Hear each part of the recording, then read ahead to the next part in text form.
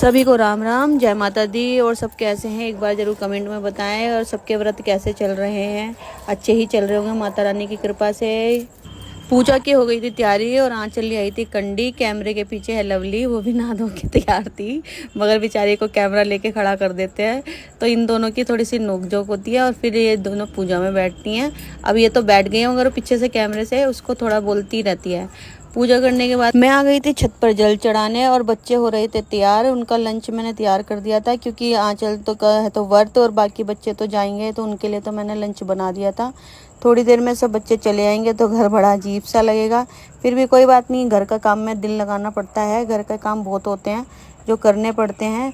पौधों में भी मैं जल दे रही थी क्योंकि पौधे सूख ना जाए। धूप आजकल बहुत तेज़ हो गई है, एकदम ज़्यादा गर्मी भी पड़ गई है। सारे काम ख़त्म करने के बाद मैं आ गई थी ऊपर छत पे मशीन लगाने।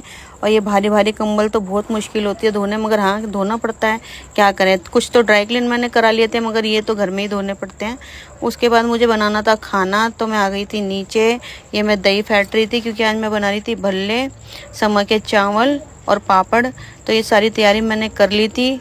सब मत ये सोचना कि मैं एकदम कपड़े धो के रसोई में आ गई, नहीं, मैं पहले नहाई हूँ, मैंने कपड़े चेंज करे तब मैं खाना बनाने आई हूँ क्योंकि शुद्धि का भी थोड़ा सा ध्यान रखना पड़ता है व्रत के खाने में। तो ऐसा नहीं है मैं सीधा कपड़े धो के यहाँ नीचे आ गई, ऐसा नहीं है, नहा के आई हूँ।